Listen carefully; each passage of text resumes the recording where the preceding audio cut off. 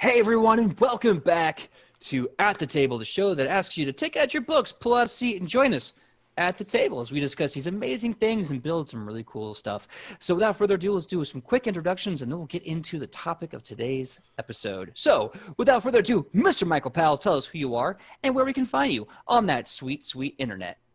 Well, I am Michael Powell, and you can find me all over internet on my social media handles, which is at Mr. Kapow. That's MrKapao. And how about you, PJ? My name is PJ McGaw. You can find me all over the internet at pj.mcgaw, Facebook, Instagram, and TikTok. You can also check me out on Twitter at _mega_W.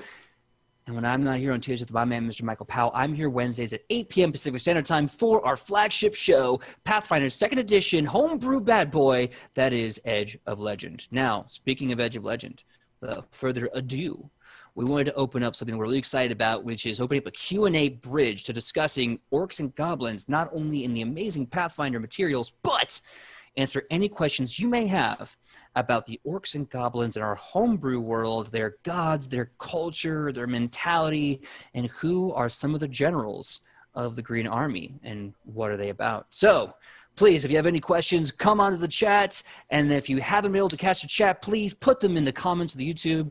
We're excited to talk about this, and we hope that you're excited to talk about it too.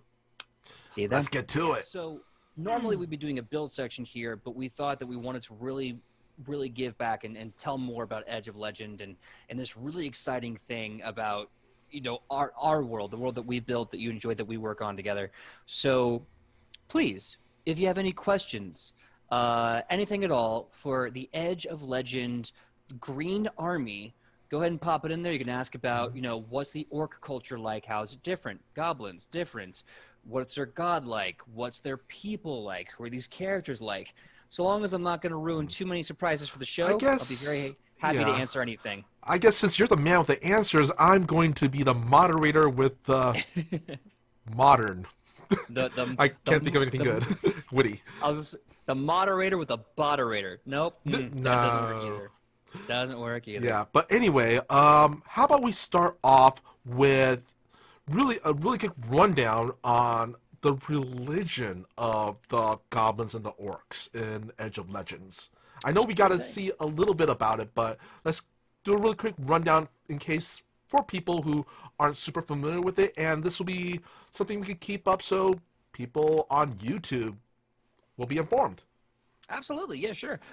Quick shout out to Reap Psyche, who says, "I am inevitable in this chat." Yes, you are the Thanos of this chat. Always great to have you. So the religion is one of the biggest things that Sydney and I worked on right away. You know, we started with the macro, and when you're building a fantasy world, kind of like Tolkien did, you kind of have to work from the macro into the micro and then kind of back out again. So we started with the deities, and the orcs have only one god, much like the goblins only have one god. The kobolds have two, but that's not the topic of today's conversation. So the orcs have, Gorm, whose title is the Scarfather, or the Father of Scars, and the orc god kind of has a history with all the other gods. There are some very rare stories in the Astrogenicon, but a lot more told in quiet amongst the orcs in their respective tribes, where there are moments where Gorm challenge different gods to combat, challenge them on their mettle, their might, but also challenge them on their words of honor, challenge them on their principles, challenge them on their concepts. It was very, very common for Gorm to fight Koga, the god of war. They scrapped all the time. Also, there's some very rare stories in the Faelvanane, or the Fey world, where Gorm broke through to the Fey world and fought a few of the Fey gods. He was kind of this big traveler who fought everything that he could, and then vanished. The orcs who were put into this world descended directly from the blood of Gorm. But it's been lost for so many thousands of years that there really isn't a well-understood origin story. and the orcs look up to Gorm, but according to their religion and the tenets of Gorm, Gorm believes that prayer is a fool's errand and a folly, and to save his people from that disgrace, he will not answer prayers, except for the one time that he did, and that's an edge of legend. So he's a lot like a certain Conan god. Crom cares not. Yep. Well, you know, inspiration can come from different places, and Crom and Gorm have a lot of similarities. I think the only difference is that Crom doesn't really have any personification. Crom is kind of elemental. Yeah. You know, Crom just sits there on his mountain. Yeah, he sits there on his mountain and just judges. Yeah. But Gorm, according to his mythology, actually had an existence. He is present in different mythological and religious texts. He integrated and battled against many different religions and gods, and then ultimately decided, I must retire my body that is broken and scarred, and I must let my people be, and I must let them be alone. And I'm actually also kind of curious, alignment-wise, what would the orc and goblin deities be? It's a very good question, and I'm sure one day if me and Ian have a few pints and we're at it, we're going to have a very good debate. I believe Gorm is, in his heart, despite the cold intentions and nature with which he disregards his children and the only tenet he gave them to be destroy and rebel all of society so that you could be wild and free, I think he's chaotic good. I really think Gorm, or at least Gorm believes he's chaotic good. He may be chaotic evil. He may just be a destroyer. But I think in his heart, he believes he's good. Honestly, it sounds like to me, even though you're saying chaotic, he's, because of that one law, and I'm leaning, from someone who's outside looking in, I'm going to go with lawful neutral. Ooh. Okay, that's a very interesting concept. So the idea is that because he basically has tenets, therefore that suggests the existence of a law, a structure. Yeah. But because that's all he has are these tenets, and they are very strict and removed and no room for error, it's more of a neutral thing. Like, this is it. You do this or you don't. Yeah, like, he doesn't care if you're good or bad. He's going to judge you on the actions you do according to the tenets the tenet that he set before you. At least that's what it sounds like to me. There was, I want to say I've written out the 5 tenets of Gorm. Oh, tenets. Tenets, there's multiple ones. Because, well, as we meet different orcish characters and we actually start to see what an orc religion could possibly look like, because there's a lot of different orc religion in this. You have, obviously, what the Blackspear tribe are trying to cling to, what the Red Rock tribe kind of passively ignores. And then there's the Heretics of the Grey Ash. And no one's talked about the Heretics of the Grey Ash yet. And I hope that if we can, to go there, because they're interesting as heretics. Honestly, we know the most powerful tribe of all, the Bun tribe. The Sticky Bun tribe. And I have made plans to put them in there, and I have just got to figure out the when of it. I know the how of it. Just got to figure out the when. And what about the Goblin Deity? Good question. Gobulon. Gobulon, again, is the name the goblins gave the deity. There's really no name, and there's certainly no writings, and the only story is how he came to this world, ate every single mushroom at the trees of life, and then just crapped the goblins into existence. I think he's chaotic evil. Or neutral evil. We lost. There it is again. So, at least an evil alignment then. Absolutely. And the reason I believe that he's neutral or chaotic evil is because he's a mindless devourer, for lack of a better word. Entropy. Not so much entropy. Entropy kind of suggests, I think, the natural decay of things. He's really more about, not gluttony. Well, maybe gluttony. I don't know, chat, what do you think? This entity, imagine, if you will, for lack of a better word, a very pissed off, angry Pac-Man, just kind of jumping dimensions, eating what it can and going to the next one, and eating what it can and going to the next one. Is that gluttony, or is that just because it's not decadence? Honestly, it sounds like to me it would be either chaotic or neutral evil, or even I want to say chaotic neutral, Maybe. like a force of nature. Yeah, I can see neutral evil, and I can see chaotic evil. Definitely not lawful evil. No, he doesn't have any machinations. Chaotic neutral, I don't know. I feel like if he was chaotic neutral, I feel like if he was chaotic neutral, then he would have stuck around and then ate everything else. I feel more like Maybe. from at least from the information that you've let us know so far, it's just out there. He's just out there. It does its thing. It moves on. Very much so, yeah. Maybe it doesn't, or perhaps it does as it's doing something, then it gets distracted by something else. It doesn't finish what it's doing. It moves on, but it moves on to other thing because that other thing caught its attention. It's constantly moving. Yeah, now here's the great question. Since he's always moving, what has he been able to see or experience with the greater multiverse that no other deity really has? Gorm's been able to attack both the Astrogenicon gods and the gods of the Fae.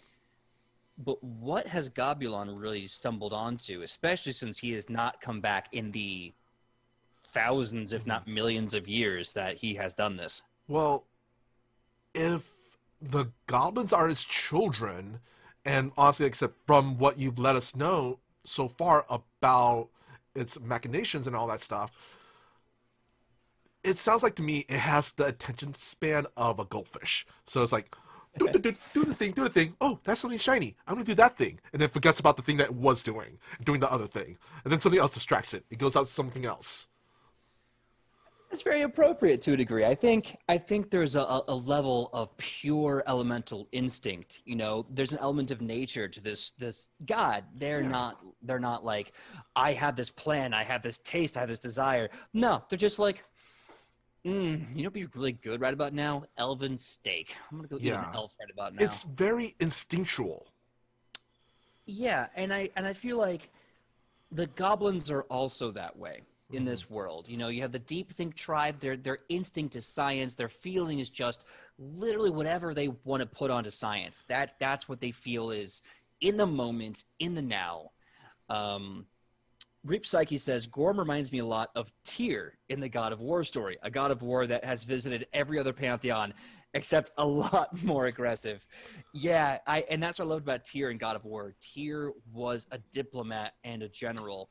He met with the giants and the elves, and he's like, look, I just want to make sure that when Odin's done being a prick, there's something left. Gorm's like, I just want to make sure there's nothing left. Mm-hmm. Really quick. So back to the Goblin thing. Yeah, we have Gorm, which is, it has plans. He knows what he's doing, versus more of an instinctual force of nature in Goblin that just does. Honestly, like I said, it's a force of nature. It does. It's. I'm trying to remember. Good. Basic high school freshman year of college psychology, the id and the super id. The id, ego, and the super. Yeah. Is the super ego or the super id? Super ego.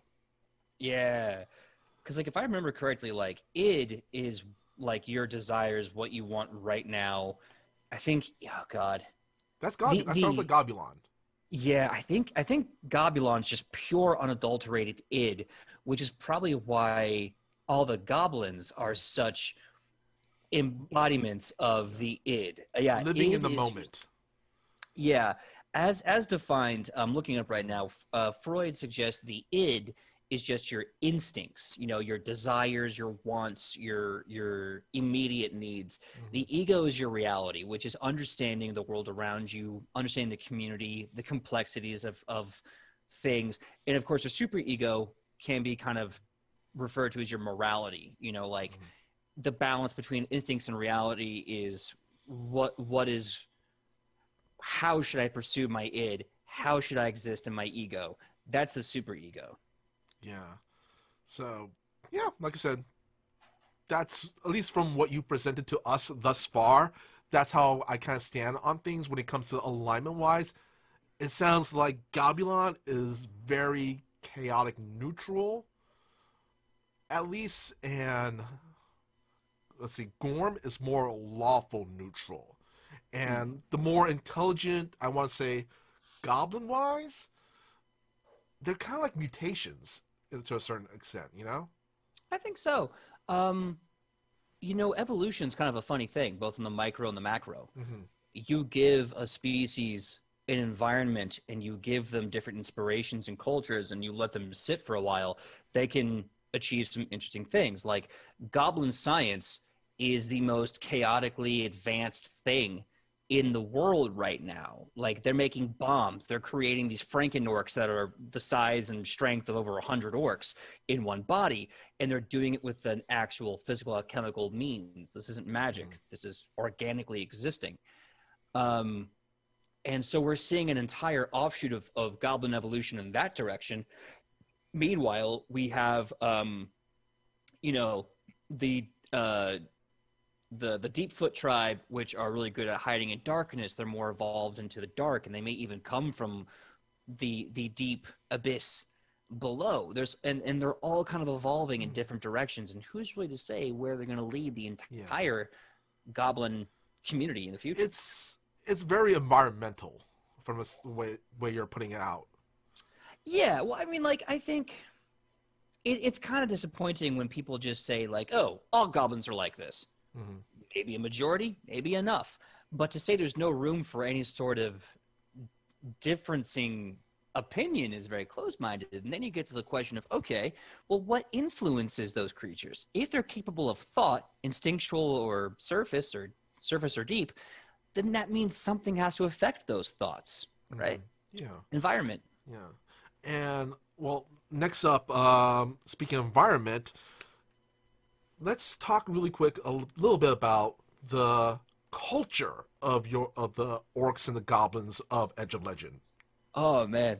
Also, I apologize to everyone listening. I am on my 4th coffee, so if I get really verbose, par for the course. I do a lot of talking. Okay, so that's why I'm here. I'll try to keep the train on the tracks. So the goblins are, like we said, very centered in their id, right? And they have different tribes that we've met and talked about so far: the Deepfoot, the Blood Thinkers, the Nashibite, and the Big Bellies, or the Children of Goblin. So their tribe, although the individuals can express different desires and needs, their survival has been focusing on one thing. Blood Thinkers have been all about science, the goblin science.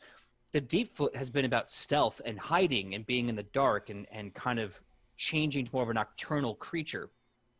The Nashibite, extremely violent. You know, they've only been able to survive because they've killed something before it could kill them. And that creates something. The last one was the Big Bellies. They have survived on just sheer consumption. And that's why they are believed to be the children of Goblin, because Goblin themselves is the great consumer.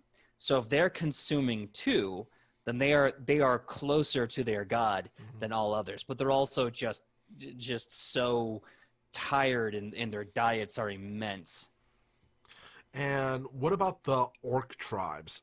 Because I know we have a lot of Orc Tribes, and honestly, the Edge of Legend storyline is pretty much the orcs are kind of uniting. That's the reason why they're powerful. Yeah, well, that's just it. The orcs and goblins by themselves are formidable, especially to normal human beings. They are a formidable group of people. But their threat is the fact that they're uniting. Yeah, the biggest threat, the reason why they're such a world threat, is because now they've become a one nation of green. You know, like goblins, if you run to a bunch of blood thinks, they're like, okay, there's going to be a few weird traps, a few weird bombs. we're going to outthink them or outfight them, and they're going to die. If you fight the Blackspear tribe, like, okay, these guys are super tough. They're super strong, but we can outnumber them. We can outthink them. We can outsurvive them. But when there's hierarchy, when there's unity, in this regard, organization, yeah, it becomes a whole new ballgame. So the orc culture, there are, let's see, 1, 2, 3, 4, 5 tribes at this point in time that we've talked about loosely. Oh. Well, some you haven't encountered, but you've definitely seen them in a note. So first off, the Blackspear tribe. That is your most prodigious tribe. They live mostly in forests. They live mostly in, big environments in the outdoors. They are the tribe that Zaka, Zanakin, Korokos all come from. Their biggest thing when they go hunting and fighting and warring is ambush tactics. Their weapon of choice is obviously the spear, their namesake. And so they are probably the most used to what humans would call warfare. Next up, you have the Red Rock tribe. The Red Rock tribe actually comes from more mountainous areas, big, massive mountain ranges. And they have a story where they basically had to flee. They were either driven up by an enemy or fled for refugee up to the mountains. Either way, they got there, and they got stuck there. And the biggest thing with the Red Rock tribe is they started, like one of their ancestors, Takarao the first, bonded with this massive griffin. They left on a pilgrimage. They found a griffin. They brought the griffin back and all their children. And the Red Rock tribe then became very bonded to griffins, aviaries, these massive beasts that live on these massive mountain landscapes. So they're really good at aerial combat and hunting and long-distance scouting, but because they live on mountains, they don't leave often. Mountains are very hard to leave. So they're very defensive, very bonded to their birds. Then you have the Blue Rock tribe. The Blue Rock tribe grew up mostly near the coastline. So they've always had an access to fish and food, but also transportation and mercantile. So that's why they're the biggest merchant class of orc. They're great swimmers. They're great in cold environments. They have thick, dense skin from all the swimming and cold and fighting. And they're unofficially pirates and salesmen. They're really shrewd salesmen. They're really shrewd deal makers. And if you ever come across a Blue Rock ship, you're going to be in for a bad time, as we kind of saw in the journey north when you guys fought a bunch of Blue Rock orcs. There's a few stuff, but those are the basics that we've covered in the show. There's 1, 2, 3 that we haven't. The White Steppe, which is basically the tribe of orcs trying to survive the frozen north, and to do so, their big goal is to kill the elves and take their land so they can set up there and survive the cold. The Bun-Loving tribe, which of course was the first tribe ever designed by the chat and fans. Thank you again. We're going to put them in at some point. The Grey Ash tribe, Heretics. They live in mostly swampy areas. I don't want to go too much into it, but let's just say they have some special views because they have some special magic. And last but not least, the Goldfire tribe. We haven't really talked much about them other than they're written on a piece of paper. The notes from Korokos, when recruiting him, said, Goldfire, they are losing their honor, and they've turned their back on Gorm. You don't know what that means, but you can definitely tell that these orcs really aren't on the same wavelength as all these other orcs that Korokos is trying to bring in. Actually, I have a question for you, PJ. Sure. Was your decision to make all the orcs and the goblins into kind of a tribal-based society? Or, like, what's the process with that? Like, have you ever thought of, like, maybe going in a different direction, like a non-tribal, more like, kind of like a human-like society, I guess you could say? Well, it's funny you mention that, because like I said, there are some tribes we haven't met yet. But also, to the point, when you are raised in a tribal society, when you are raised in a world and all you know is this is going to sound really weird. When all you know is that you're different and all you know is violence, then it becomes a lot harder to assimilate to those societies. And then what makes it even more difficult is that now your holy father, if you will, has carried this word down to you that I think it's the first tenet of Gorm is that I gave you what was it? I gave you the will to be free and the strength to defend it, and you will use both to destroy civilizations to ensure it. So orcs, amongst all their other deeper cultural concepts such as efficiency and trust, they refuse, to some degree, they refuse societies. They believe it is the greatest cardinal sin that no one was meant to ever be in a city. And because of that, cities must be destroyed. Mm. And what about the goblins? The goblins just kind of look at everything to a means to an end. Or at least within the id and the things that they want. They don't care that there's a, oh gosh, what do they call cities in their language? It's a double tall house farm. They don't care that double tall house farm exists. They just see that, okay, that double tall house farm has things I want. So I'm going to go there and I'm going to take it. Because if I can take it, then I should. And I should have it. And I should do things with it. And if I can't, well, then I guess I'll have to do something else. So they're really they're so focused on the now that they're more accepting of things so long as they can use it. All right. And kind of also curious, was there any real world culture or fandom involved, inspirations involved when you were creating the orc and goblin civilizations? You know, I love taking inspiration from real history, from fantasy and culture. There are so many worlds in our world that is directly influenced and based off of real world cultures. To kind of further the idea that everyone can and should be a hero in the fantasy spectrum.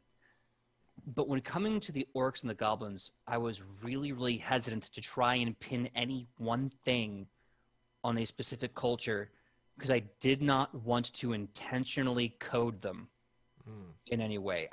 Because I wanted to challenge the notion that orcs and goblins were what everyone thought they were. But I knew that if I coded them in any way, it would just create a disservice to both people. There are fantasy elements, obviously, taken, borrowed, inspired, and grown. But yeah, I did, like, for example, I know World of Warcraft. Great example of this. When you look at the Tauren, the big Minotaur people, it is blatantly clear the Tauren are First Nations. And that can be either good or bad depending on your feeling of this. I didn't want to take that risk, and honestly, I just felt like if there's a bunch of orcs with totems, I also felt like that would be insulting totems. It would just be weird. It just felt bad to me. So I didn't want to go down that route, at least not intentionally. Obviously, unintended consequences can be a thing. But as we went on earlier, as Reef Psyche said that Gorm reminded him of Tyr in the God of War story, both Gorm and Gobulon, the creation of these two deities, is there any inspiration from any real-world deities or fantasy deities? Not for them. Obviously, there may be some similarities. It's when you read so much and ingest so much, it's hard to say what inspiration kind of like lives in your subconscious. But I will say this: all the generals and leaders of the Green Army are loosely inspired by. Inspired is the wrong word, because inspiration is usually seen as like a positive thing. I will say the generals of the Green Army are vibes. Vibes borrowed metaphors Hmm. of real terrible people in history. Hmm. Um, if you're gonna build a bad guy, you look to other bad guys. You True. know. True. Earlier, we also talked a little bit about goblin science. I was wondering if you kind of go a little bit more in depth about goblin science. Sure. Yeah, so Goblin Science or Science. Um, sorry, a friend of mine just entered the chat. Wolfsong 1985. So funny story. Oh God, this must have been a year ago or so. Gobulon, the name I got from that name itself. I was playing a D&D game, and there was this one goblin character that rolled really well, a villain, a monster NPC, and he rolled really well, and we couldn't roll well to hit him. So there's this one goblin stood their ground and almost killed four player characters. Absolutely killed one character, our tank. And we joked that he was such an awesome goblin that he must become this heroic folklore character that I dubbed Gobulon. And then my brain went, let's put that away for later. So the name Gobulon that these goblins call their devourer creator god came from that campaign in that moment. So yes, Wolfsong 1985. Shout out to that game. So remind me again, what was the Goblin Goblin science. Science or Science? SY apostrophe ANCE. Goblin Science is, you could argue, equal parts religion and equal parts like engineering. It's the idea of we must find the secrets of the universe because we believe that we can. Like, this chemical compound works not because I believe it does, but I believe it does, therefore I've found it. It's like you take super science, you take all this crazy alchemical engineering stuff, and then you take people that believe it so dearly. And then it becomes this two-way street of what bomb, what potion, what trap, what monstrosity am I limited to making when I believe it. So it's got this like weird, almost Belief. quasi, yeah, it's got like a quasi religious aspect. It's Yeah. like, It reminds me actually a lot of how, if you're familiar with the Shawangan race in another gaming system, their beliefs make their deities real. So the more belief that a deity that they create, the more powerful that deity becomes. That's what it sounds like to me when it comes to Goblin Seance. yeah. I think the one big thing to take away is that while their belief kind of empowers the science is there whether or not they believe in it. Let's put it this way. Pseudoscience. Sort of. It's like if Neil deGrasse Tyson was a cleric of something, it would be, if you will, the Church of Science. You see what I'm saying? Mm-hmm. It's where they work in tandem, and it kind of builds the power, but they're not reliant on each other.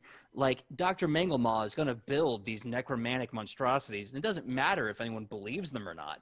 What matters is he's found the way, and he is going to build it. And of course, Manglemaw is kind of the idea of what happens when science loses its morality, Ethics. ethics, humanity. And Bubble Boils even said that he's got bad science. Mm-hmm. Like, I know I build bombs, but this man's got bad science. So Lady Delaney posted, reminds me of the belief paradigm in Neil Gaiman's American God Story. very similar to the belief paradigm. Yeah. I do love that idea, and there will be plans. I've been planning 5 or 6 different campaigns for this story, and one of them may kind of cash in on the idea of the belief paradigm and what that can do to a god. But this is more so, I guess, if you take the faith in one hand and the science in the other, again, they complement, but they're not reliant. Does that make sense? Yeah. Well, that also kind of goes to a question I have now. When it comes to deities in the Edge of Legend Astrogenicon, do they gain their power via the beliefs of their believers or from another source? Oh, you're talking about the gods themselves. Yeah. Well, Well, much like the model used to build the world, it's a boomerang between the macro and the micro, you know? So the gods start off with their power.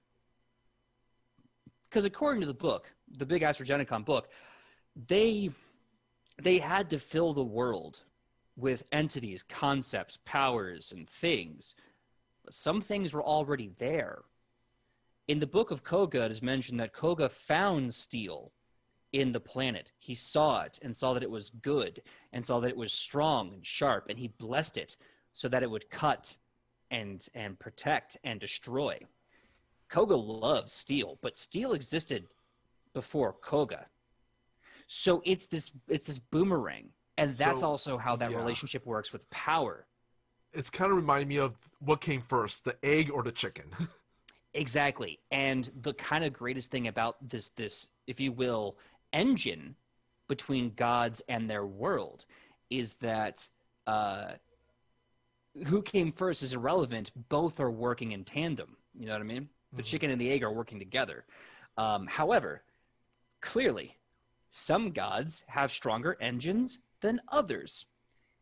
If you are the god of war, struggle, strife, and conflict, your engine's going to be running pretty damn good most of the time. Because when is there even not a sport in our world? You know? And that empowers backwards into the sports players, and it powers back to Koga, and it's a very potent engine. I'm also kind of curious, what kind of a look behind the, I guess, GM screen? How large is your Astrogenicon, like number of deities wise, in Edge of Legend? Oh man, I wish Sydney was here right now. I would love to just nerd out with her about all the things we made. There's a good amount, and maybe one fantastic day when we have lots of production money and lots of publishing connections, I will write A, more content, and then B, publish the actual book of the Astrogenicon itself. I know we have viewers who's been bugging us on our Discord about it a lot. Absolutely. Which, by the way, here's a link to our Discord if you want to join, if you haven't yet. Absolutely, please do. We pop in all the time. Our players are there. We talk, we chat, we give you updates, but when the show's happening, and we have cool memes. Stuff. And we have good memes. I'll be on the record. Thank you, Pengu-chan, so much for poking us about the printable Astrogenicon. Never stop poking us. I like it when you poke me about it. One day it'll come true. But yeah, so to answer the original question, we have a lot of gods. There's a lot. Because here's the thing, we have gods for the book of the Astrogenicon itself. We have gods for the Fealvanane, the Fey gods, and they have 3 different courts that embodies their religion. We have the gods of the dwarves, the gods of course, the orcs, the goblins, the kobolds, the dragon gods, which are their own unique system, which should be popping up a little bit with the Roz Rave Party. Yeah, we've talked about that. A lot. And then, last but not least, there's the gods of Dalton Shire. Yes. And that's all I'm going to say. If you saw Nightmare of Dalton Shire, you know what I'm talking about. If you haven't seen Nightmare of Dalton Shire, go to YouTube, look up Edge of Legend, go to Nightmare of Dalton Shire. It's 4 episodes. It's wonderful. And somehow my character survived 3 of 4 episodes. With 2 HP. The entire time. I think it's because everyone else was just rooting for the underdog, and they just kept healing you. And I'm like, and then you just taking damage. And you just kept down to 2, down to 2, down. He gets healed. 10 minutes later, down to 2 again. My favorite thing about the 3rd episode is I put you guys in this giant puzzle box, and I put a real timer on. So if you did not even attempt to solve the puzzle within a certain time limit, you just automatically drop and take fall damage and go to the next one. And and it was such a cinematic moment. They tried so hard to save you. You finally popped up, and it was like, this is the last chance. If you dropped to 0 again, you'd be dead 5. Honestly, sure he didn't enough, even die in that trap. He died in the trap after that. Well, no. So what happened was they healed you back from dying, and how many times you've died, rules is written. This is basically the last chance you were going to get. They healed you back, And it was like, from this on, if you die again, your wounded value is too high, your death value is too high, you die again, you're dead. And the timer's going off. And I remember looking at everyone's faces. They're like rushing medicine checks and potions and everything. And they finally get Laszlo back up. I should have taken Die Hard feat there. And the minute you got back up and everyone was like, okay, we finally got him stabilized, the alarm went off. The floor dropped out. You took fall damage. Dying 5. You were dead. It was such a moment. I would have survived. I was going to say, I would have survived if I'd taken the Die Hard feat. You can milk that cow all you want, but the cow is a burger, and you have to let it go. True. But, yeah, so, like I said before, chat, if you have any questions for PJ about the goblins or the orc civilizations, tribes, race, or what have you, this is the time to ask it now. Yeah, absolutely. If you want to ask about the generals, the characters, the culture, like, how do orcs work singularly? Like, what's their big thing about trust? What's their big thing about efficiency? Would orcs be mages? And hey, you know what? How about that? That'll be our next question. Orcs and magic. Mm-hmm. So the big thing about orcs is efficiency. If it doesn't work every time, they're never going to use it. If it works only one time, they're going to throw it away. So orcs have a very complicated relationship with magic because there are a lot of spells that anyone else would look at and go, that's got a very creative utility to it. That could put people asleep. That could be really good. Orcs are like, did that spell kill people? No? Toss it. Forget it. You don't have a need for that. Does fireball kill people? Yes. Then use fireball. And it does. I have no intention of making fun of power gamers who just want to throw dice when they play wizards, because that's a valid strategy. But this is how they think, with this idea of like, my axe works better than your sleep spell. Why would I give a crap about your sleep spell when my axe does the job? So someone's like, well, can you shoot that axe as a giant ball of fire and kill 30 people? No, I cannot. That's a good spell. So that's how they think about magic. Efficacy. So from point A to point B. Very much. Very much so. And that encompasses a lot of their thought process. There's efficacy and trust. And if it's not efficient, can it be trusted? And usually they go hand in hand for them. Like, scars for orcs are multifaceted. One, it's a sign that you are a bodied orc. You are an orc. You are a child of the Scarfather. You exist. Two, it means that you've seen combat or that you've passed some test and that you have experience. And third, because you have experience, your body is now your resume. So if you come in with a bunch of scars, burns, acid, disfigurations, everything, an orc can look you up and down at your body and go, I know exactly where to put you. I know to trust you, to rely on you, and I know how well you'll fight for us. And just by looking the person up and down and going, okay, grab the spear, go to the second line, reinforce the flank. There they go. And that's their system of scars and trust. And then the minute they break that trust, it's very hard to get it back. You basically have to duel someone to the death to prove you're trustworthy. Because it's like, if you can't do this, how can you possibly do that? So what would you say would say there's the possibility of an unscarred orc who's been at it for a long time, but he's somehow won all his fights or something and remained unscarred? I'm very glad you say that, because I have plans for that. And I don't want to give it away, but there are things in this world like that. All right. Okay, then. Okay, we'll move on from that then. All right. Now, what about the other side of the coin? The goblins. Sure. When it comes to this. Okay, so goblins, like we said earlier, they want leadership. They want focus. They don't really got it.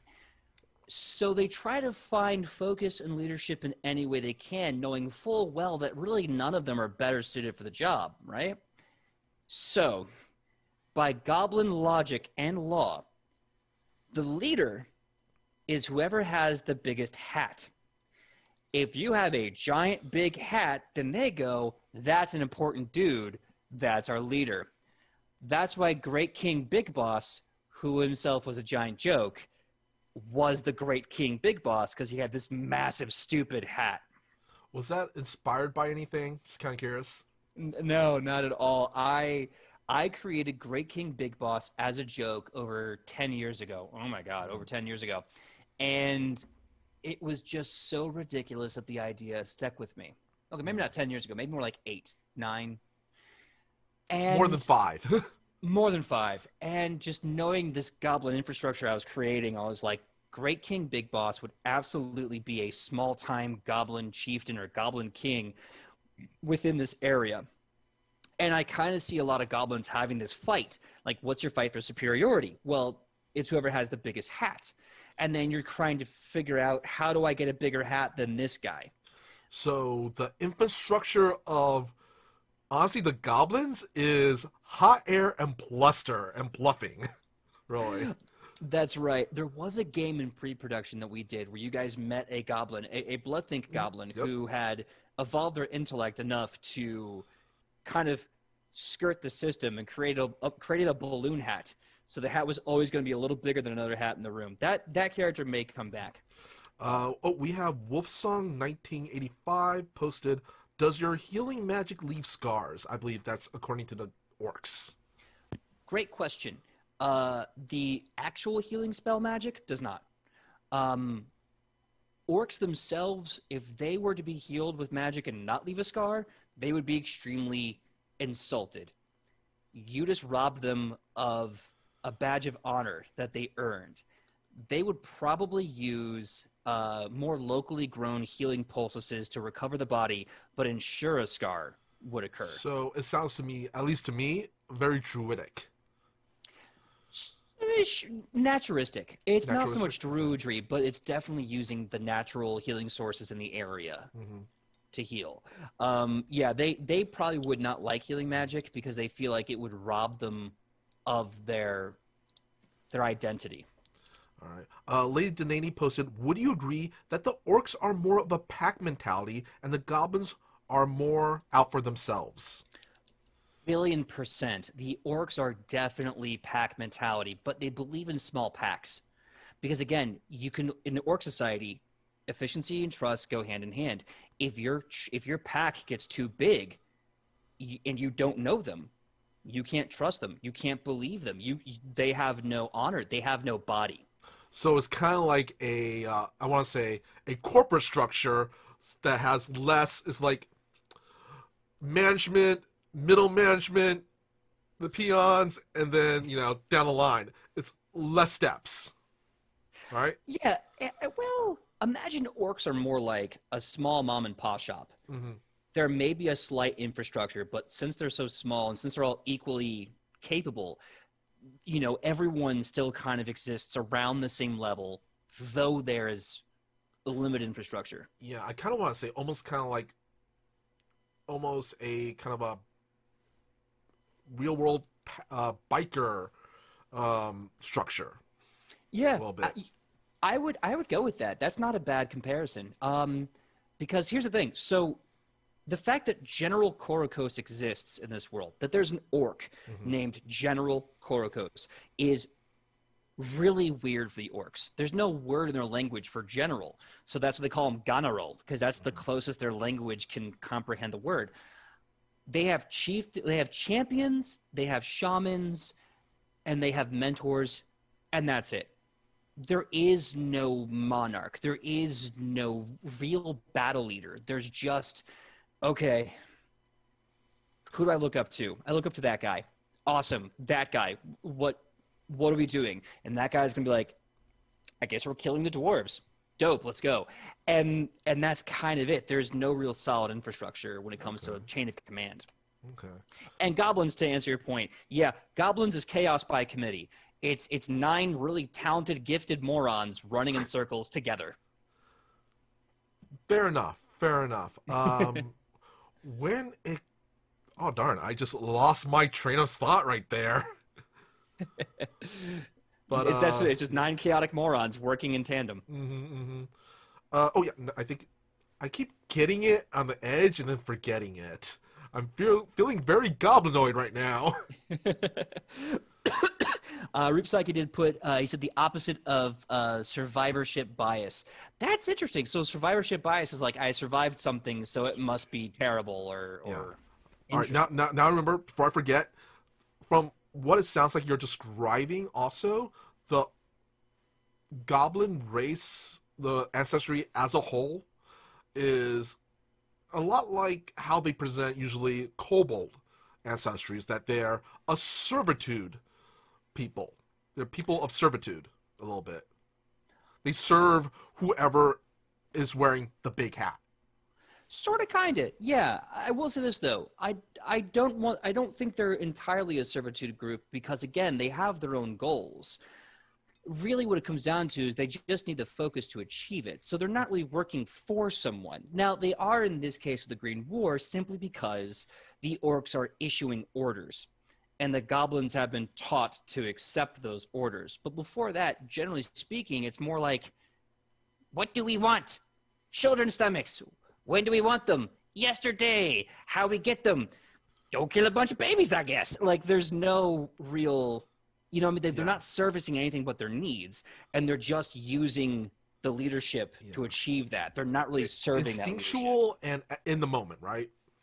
1,000%. Whereas kobolds, they're very subservient in my world. They really need to be working for someone to feel value, and that's tragic. But they've kind of been built on their own mythology that they descended from failures. Tragic, but that's what they believe. And so now their entire goal is to redeem themselves, to basically fix that within their tribes, within their zeitgeist. And that's why their two gods are Garl, the kobold of middle management, who was such a good minion that he actually rose to middle management and died and became this deific hero to the kobolds, and Defamat, the dragon god of failure, who some people theorize that the kobolds actually willed into being. They willed the dragon god into existing with their actions of basically dropping the ball every time. I'm just wondering, is Garl's symbol a hot coffee cup with the words, "At least it's not Monday" on it? No. Oh gosh, let me see if I can find my notes and see what his symbol actually is, if it's even there. Kobolds. I'm sorry, not Garl. Garl's a different guy. That's Garl Glittergold I'm thinking of. His name is Gwite. Gwite. The kobold god of minions, once a lowly kobold who through years of service and hard work was elevated to middle management, and from there was raised up to the astral heavens as the lead example of a fully empowered minion. Many rumors and myths have been spread about Gwite, that he gave orders a few times, occasionally would stand up for himself in conversation, but never against the will of his master. One time he even killed an adventurer one-on-one in combat. These are all just some crazy stories that they tell, but some speculate it was dumb luck. Either way, he has become the all-powerful god of every minion. The kobolds worship his example in the hopes that they too can be elevated one day to cosmic middle management. I don't believe he has a symbol. Would good items to leave at Gwite's altar be beats, bears, and Battlestar Galactica? I don't know about Battlestar Galactica, but you know, if you have a really good red swing-line stapler, couldn't go wrong with that. So, also the deity of Pyros. Well, I don't know if he's the deity of Pyros, but I think it's definitely like a curse or a boon that or a hex that you'd get. Like, oh, what's that? You don't respect my middle management, my minions? I'm going to set your army on fire. I don't know. Next up, question.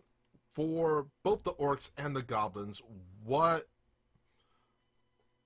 classes they typically tend to kind of lean towards in the Edge of Legend? That's a very good question. So I think goblins, again, it really does depend on their tribe and what their goals are in their own tribe. So the Bloodthing tribe, you're going to get a lot of inventors, alchemists, rogues. The Deepfoot tribe is going to get rogues and fighters and rangers. the Nashibite tribe, rogues, fighters, barbarians, monks, basically anything that can put a lot of hurt on people that they feel comfortable hurting with. The big bellies, they don't really class, but they could be anything. Anything that requires sustenance, they're probably gonna eat that up.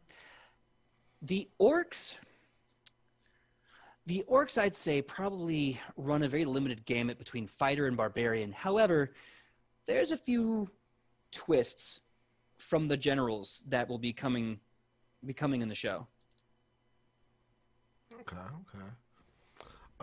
So once again, if we are nearing the end of this little Q&A we have here, but really quick, if anybody out there has any other questions regards to the Orc and Goblin tribes of Edge of Legend for PJ, let us know right now, and I will shoot it on over to PJ. Yeah, and if you are watching this on YouTube and you watch the show Edge of Legend and you want to learn more about the lore, leave a comment, and we're happy to reach out and look at that. If you also have any questions that you want to put in our Discord, which the link was just put in there, pop them in there too. I think in the meantime, why don't we call it a night? Call it a day on this episode, and then we'll see you on Wednesday. Yeah. So without further ado, thank you guys so much. I hope that some of this was interesting. I hope that it was fun. If you have any more questions about Edge of Legend, please ask. I'm more than happy to. And until then, Mr. Michael Powell, tell them where they can find you on that sweet, sweet internet. Well, you can find me all over the internet on my social media handle, which is usually at Mr. Kapow, that's MrKapao, or my Facebook page, which is kind of my hub, that's facebook.com/MichaelPowDoesStuff, because I do a lot of stuff, such as my YouTube channel, which is youtube.com/Fantastic Tales of Adventure, and also on, I believe, Thursdays at 6 p.m. Pacific Standard Time on the Toyzilla Network. I'm one of the hosts of Toyzilla Live, where we talk about toy news and nostalgia stuff. It's a lot of fun. And how about you, PJ? Thank you so much. Well, my name is PJ McGaw. You can find me all over the internet at pj.mcgaw. You can find me on Instagram, TikTok, and Facebook. Please come out and say hi. I'd be more than happy to say hi back. You can also find me on Twitter at _mega_W. When I'm not here on Tuesdays with my man, Mr. Michael Powell, doing At the Table, talking about these books and all kinds of cool stuff. We're here Wednesday nights, 8 p.m. Pacific Standard Time for the show we've just been talking about, Edge of Legend, with the first big arc, the Green War. And as the war rages on, these heroes are going to have to make some decisions coming up soon as to where they're going and how they, as the tip of the spear, are going to try and stop the war from spreading. So please tune in to see what choices these heroes make and join us in the chat and become legends right along with us. So until then, I guess I'm going to see you same Nat time, same Nat channel here at the table. Be safe, everyone. Bye. Bye.